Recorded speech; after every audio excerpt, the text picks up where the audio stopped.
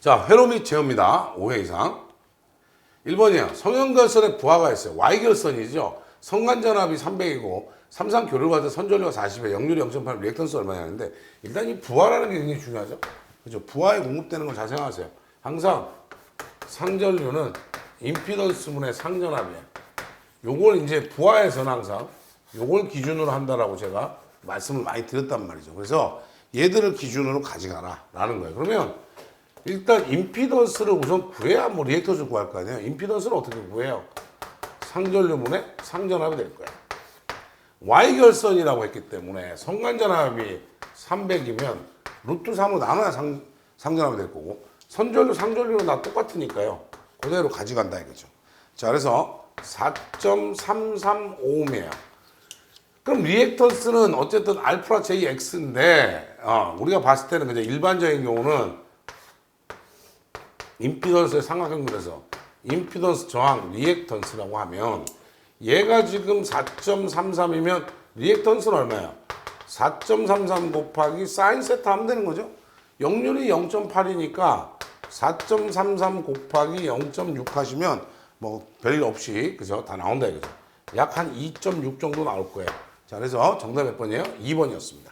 그래서 요런 삼상에 대한 문제는 뭐 회로 제어가 같이 들어있어도 무조건 나온다 보시면 될 것 같고, 두 번째요. 저항 3개를 Y로 접수한 것을 선전류가 10A 그러면 델타로 한다. 자, 우리는 많이 했죠. Y에서 델타로 가면 3배가 되고 델타에서 Y로 가면 3분의 1배가 되는 게 뭐라고 그랬냐면 정확하게 얘기를 합시다. 저항하고요. 임피던스가 이렇다. 여기서 임피던스라는 거 하는 건 대부분 R 플러스 J의 X의 형태거든요. 그러니까 유도성 리액턴스에 대한 얘기죠. 자, 이렇게 됐는데 중요한 건 얘들이 만약에 일정하다면 이 비율과 똑같이 가져가는 애가 뭐라 했어요? 선전류하고 소비전력이 이렇다 그랬어요. 저항 3개를 똑같은 저항을 놨잖아요. 그럼 얘들이 일정한 상태에서 보니까 선전류가 Y결선 했을 때 10이면 델타는 3배니까 얼마야? 30A예요. 이거 그 1번이 정답이죠. 여러분들 그 교재에 있는 그죠? 해설, 흉악한 해설을 다 보고 공부하시면 안 된다 이거예요. 세 번째입니다. 전압의 불평형률이에요. 불평형률이라고 하는 것은 항상 뭐예요? 정상분에 대해서 역상분이에요. 요새는 뭐 이거 뭐 실기가도 그대로 다 나오니까 무조건 해야 되는 거죠. 그래서 여기서는 정상분이 얼마야? 100이고 역상분이 10이에요. 그렇죠. 근데 100분율로 안 해놨네요. 그냥 0.1이 답이 되는 거죠. 자, 정답은 1번입니다. 요런 거 조심하세요. 전형적인 공무원 출제하는 사람들이 내는 방식이거든요. 뒤에 단위수를 맞추는 거야, 그냥. 10이라고 써있지만 0.1이라고 하면 되죠. 그죠? 요런 건 이제 공무원 스타일이다. 네 번째요. 전류의 시료값. 자, 비정연파의 시료값은 각파의 시료값. 자, 루트 2분의 30의 제곱.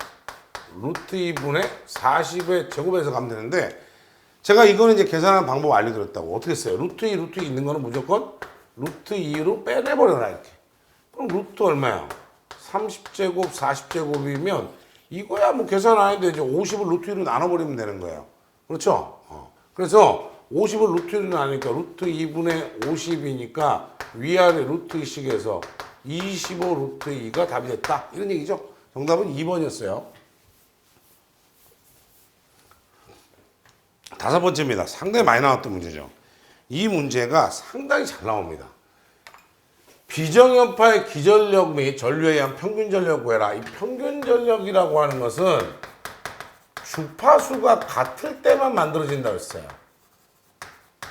주파수가 다른 애들끼리는 만들어지지 않는다 그랬죠. 그래서 전압이 기본파지만 여기 뭐 기본파는 만들어지겠지만 3고저파하고 5고저파의 전류하고는 안 만들어진다 이거예요. 그러면 요거는 뭐 계산이 간단하죠. 루트 2분의 100이 됐고요. 루트 2분의 20이 됐고 코사인 얘네들이 위상차 얼마야?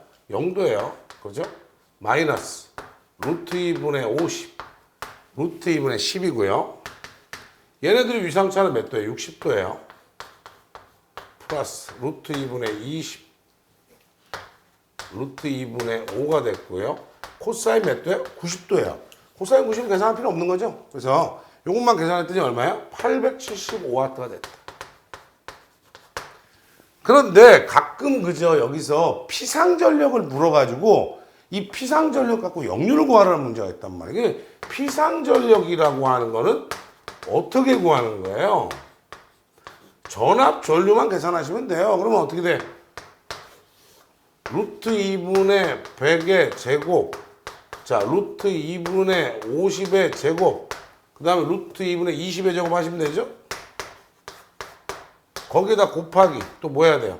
전류 루트 2분의 20의 제곱, 루트 2분의 10의 제곱, 루트 2분의 5의 제곱해서 둘이 곱한 게 피상전력이에요.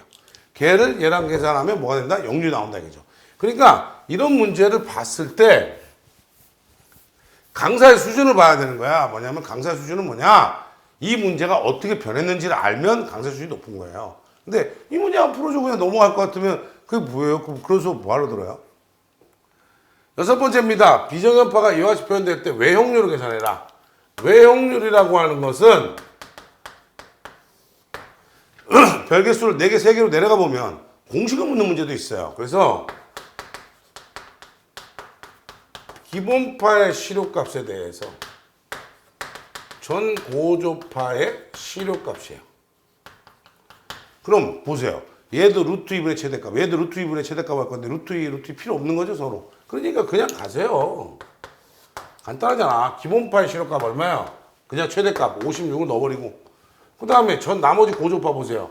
2고조파 20, 3고조파 30 그렇죠? 그 다음에 4고조파 40이에요. 그렇죠? 그래서 이렇게 확인하시면 되겠죠?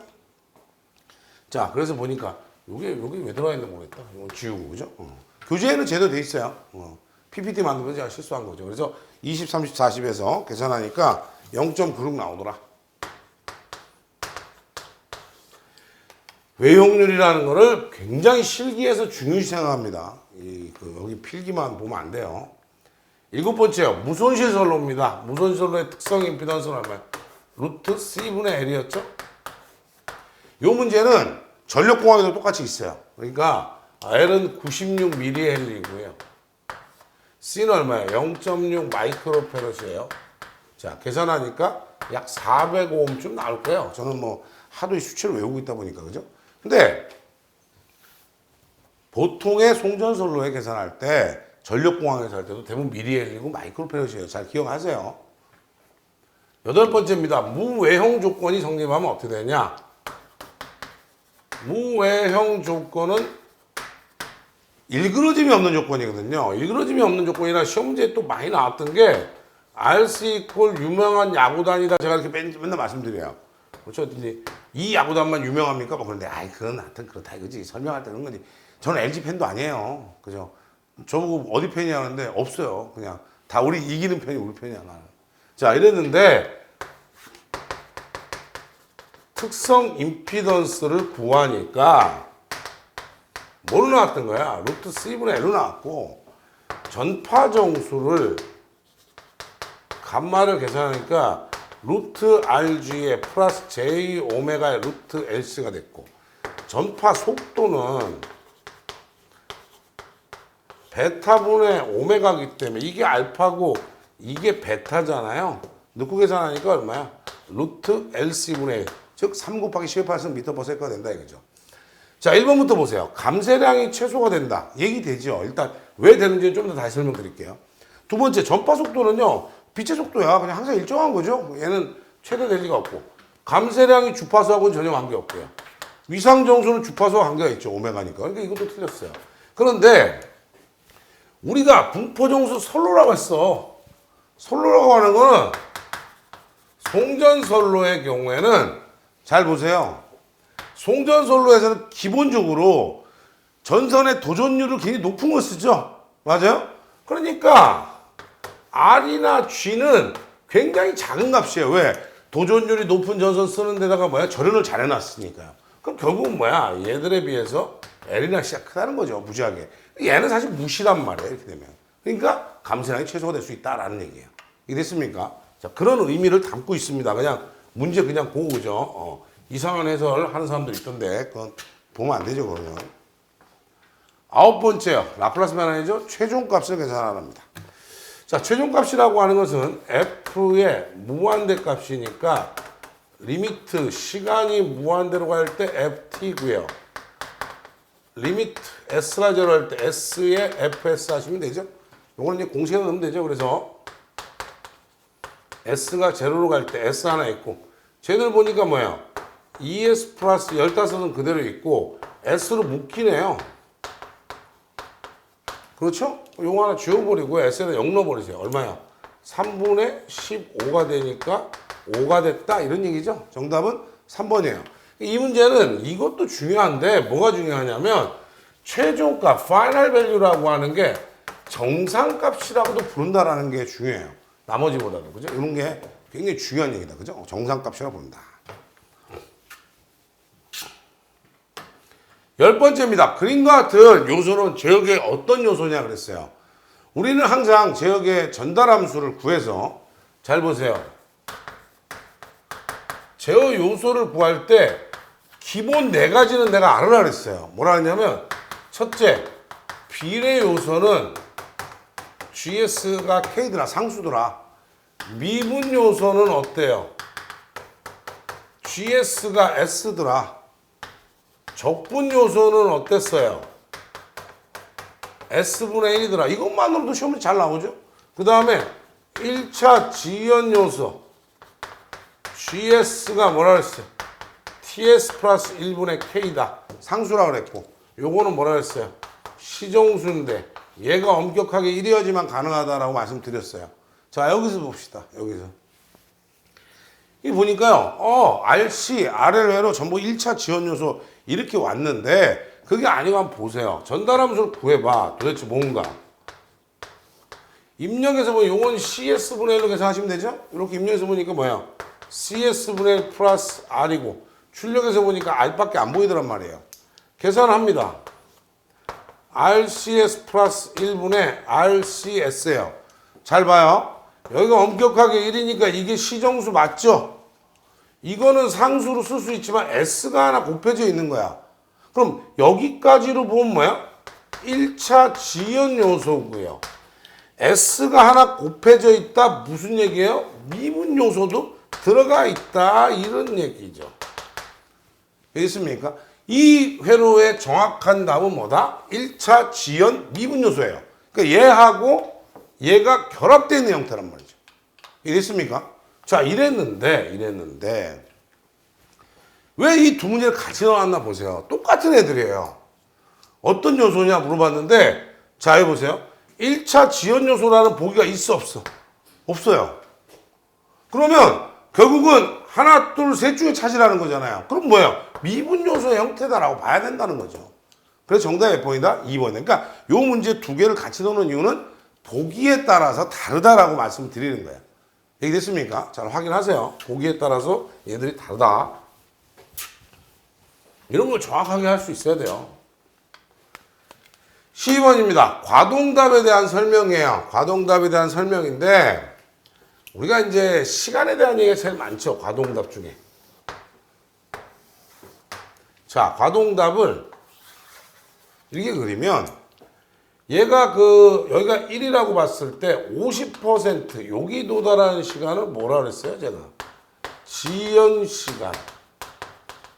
목표값이 몇 프로? 50%예요. 그 다음에 0.1에서요. 0.9까지 오는, 즉 10에서 90%까지 오는 이 시간을 TR, 무슨 시간? 라이즈 타임, 상승 시간이라 했어요. 10에서 90% 도달하는 시간이에요. 얘 벌써 틀렸죠? 그렇죠. 근데 정정 시간이라고 하는 것은 정상 상태가 돼버린 거예요. 자, 정착 시간, 정정 시간, 세트링 타임이라고 그러죠. 또는 뭐 응답 시간이라고도 해요. 목표 값에 오차가 2 내지 5% 안에 들어오는 거예요. 그러니까 안정화돼 있다는 거죠. 이때부터 여기를 TS라고 잡으면 뭐야? 이때부터 정상 상태야. 쉽게 얘기하면. 자, 그래서 지연 시간은 50%, 정정 시간은 플러스 마이너스 5% 이게 되죠? 맞아요? 그 다음에 최대에서 제2 오버슈트까지 가는 걸 뭐라 그랬어요?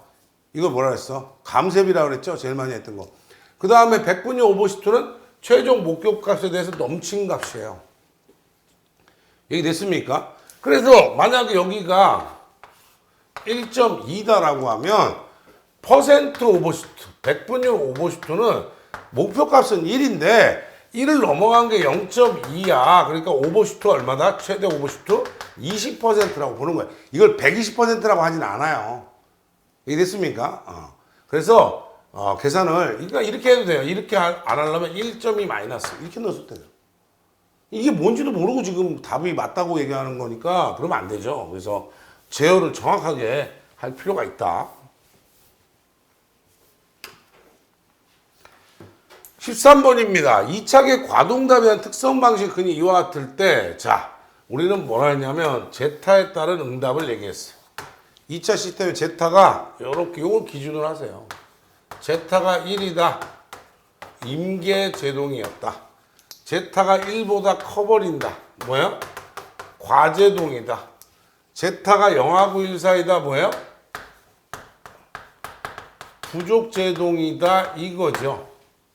맞아요? 그런데 제타가 만약에 0이면 무제동이에요. 무제동의 경우에는 어떠냐? 출렁출렁 할 거란 말이죠. 이렇게 왔다 갔다 하면서. 그 다음에 제타가 0보다 작으면 어떻게 돼요? 여기 보세요. 얘가 0보다 작으면 플러스 돼버리잖아요. 근이다. 우반면으로 하거든요. 그러니까 무조건 뭐예요? 불안정이 된다. 이렇게 알고 있어야 되는 거예요. 여러분들은 뭐냐면, 자, 제일 단점이 뭐야? 요 세 개만 외우고 있단 말이죠. 얘네 둘도 있어요. 시험이 잘 나오죠.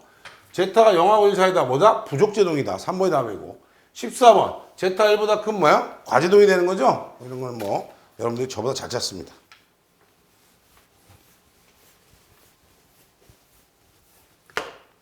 자, 15번입니다. 블록선으로 표시된 제어기는 몇 형이냐? 형이라고 하는 거는 시스템의 뭐예요? 타입이라 그랬어. 몇 타입인지. 근데 요렇게 루프에 들어있는 애들만 한다 그랬어요. 그럼 보세요. GS, HS 즉 뭐예요? 개루프 전달함수나 다른 말로 뭐라 했어? 개자를 빼고 루프 전달함수를 한다 그랬죠?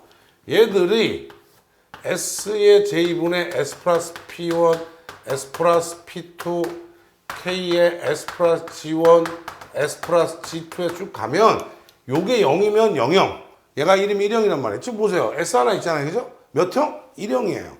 그런데 문제가 바뀌었어요. 잘 보세요. 제가 GS, HS가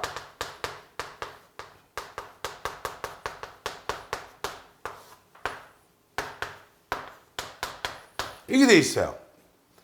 그러니까 어떻게 하냐면 잘 봐. 요거 보고 2형이라고 그랬단 말이야. 근데 위에가 하나 있단 말이죠. 그래서 빼서 몇 형이다? 이것도 1형이에요. 이랬습니까? 잘 기억하세요. 그래서 관연도 문제는 뭐야? 요게 4, 요게 2가 돼가지고 둘이 빼서 2형이 답이었던 문제가 있습니다. 그러니까 반드시 확인하세요. 요새 제어 시험 문제 내시는 분이 제가 말씀드렸잖아요. 진짜 여러분들 표현대로 하면 찐 제어 전공이야. 내가 볼 때. 그런 사람들이 시험 문제 낼 때 뭐예요? 제일 좋아하는 게 이런 거란 말이에요. 시스템의 타입이 뭔지도 모르는데 무슨 이걸 하느냐 이렇게 얘기한다 이거죠. 16번째입니다. 특성 방정식의 모든 근 뭐라 그래요? 극점. 극점이 S평면을 이렇게 놓고 하면 극점이 왼쪽에 있으면 좌반면에 있으면 뭐야? 안정. 우반면에 있으면 뭐야? 불안정. 그렇죠? 이 가운데 있으면 뭐야? 임계예요. 이 문제를 놓는 이유가 있습니다. 이 문제는 정답이 없어요. 왜 그러냐면 허축에 있다면 임계야 임계. 임계 안정이란 말은 없어요. 임계 안정이란 말은 없다고. 잘 봐 주목. 임계 크리티컬 포인트라는 게 뭐라고 수학적으로? 얘가 0이고 얘가 마이너스 1이면 이 0이 양수예요 음수예요? 그 가운데점 양수도 아니고 음수도 아니고 경계선에 서 있는 얘를 뭐란다? 크리티컬 포인트 임계점이라고 부르는데 얘기됐습니까? 그런데 그래 임계 양수 임계 음수 이렇게 부를 수 있어요? 말도 안 되는 거지. 그러니까 이거는 지워야 되는데 문제가 뭐냐? 지금 T 안에 이 문제가 들어있으니까 지난번 시험에 나왔단 말이야. 들어있으니까 어떤 문제 생기는 거야? 이렇게 보면 이 문제가 틀렸는데 왜? 시험지를 줬으면 전항정답을 바꿔버릴 거예요. 근데 자기 혼자 봤는데 어떻게 알아 이걸? 이러면 이걸 그냥 답으로 하시라고요. 그래서 문제를 일부러 안 지우고 넣어놓은 거예요. 이유를 정확하게 아세요. 그래서 이 이유를 모르고 하니까 이게 답이 맞아요. 뭐 이렇게 되는 사람들이 나오는데 이건 제가 말씀드린 거죠. 그죠? 그러니까 반드시 확인을 하셔야 된다. 17번째입니다. 나이키 선도예요. 뭐 이건 너무 쉽죠? GS가 S의 S 플러스 1분의 1입니다. S분의 1 있으면 S 하나 있으면 뭐야? 마이너스 90도라 그랬고 요거는 한 개 1차 지연 요소. 요는 한 개 사분면이라 했어요. 잘 보세요. 0도 마이너스 90도 여기죠? 여기서 한 개 사분면 자기 거 이거잖아요. 답은 4번입니다. 그림이 조금 아쉽지만 답은 4번이에요. 근데 만약에 이렇게 바뀌었어요.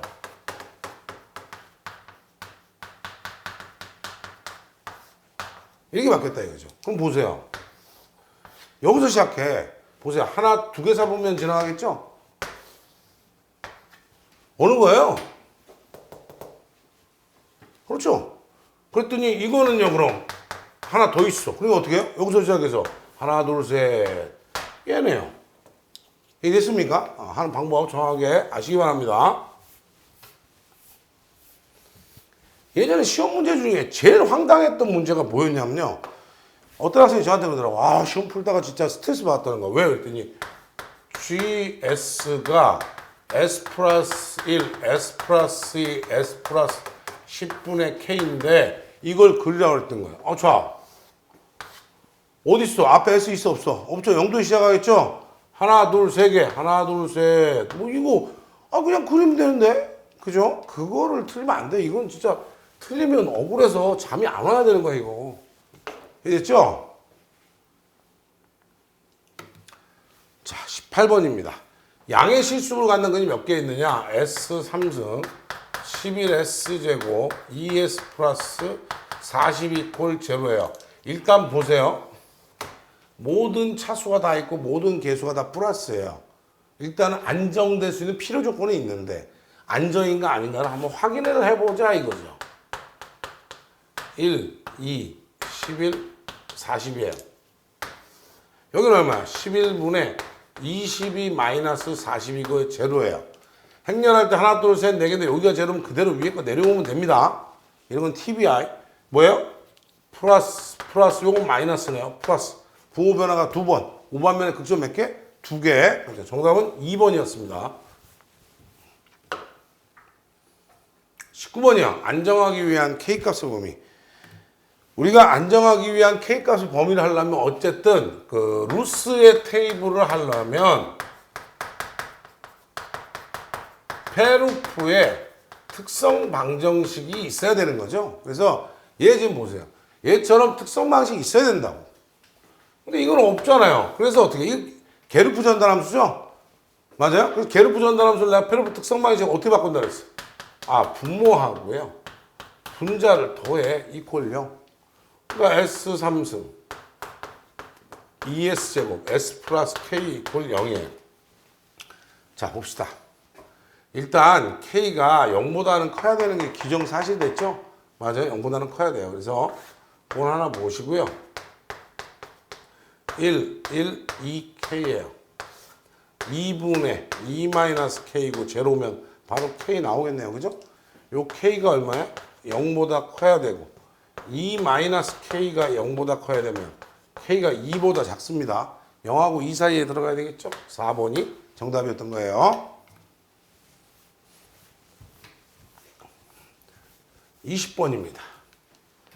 특성방정식이요. S 3승 2S 제곱 KS 플러스 5 이퀄 제로인 경우에 안정하려면 일단 K가 0보다는 커야 되잖아요. 일단 안 되는 애들 있네, 이런 애들. 그렇죠. 일단 안 되는 애들은 이러니까 시간이 없어 찍어도 2번, 4번 찍으면 안 돼. 이 상태에서 1K, 2, 5입니다. 2분의 2K 마이너스 5고 제로고 여기가 5예요. 얘만 하면 되잖아. 2K 마이너스 5가 0보다 크다면 K는 얼마보다 크면 돼요? 2분의 5보다 크면 되겠네요. 정답 몇 번이에요? 3번이죠.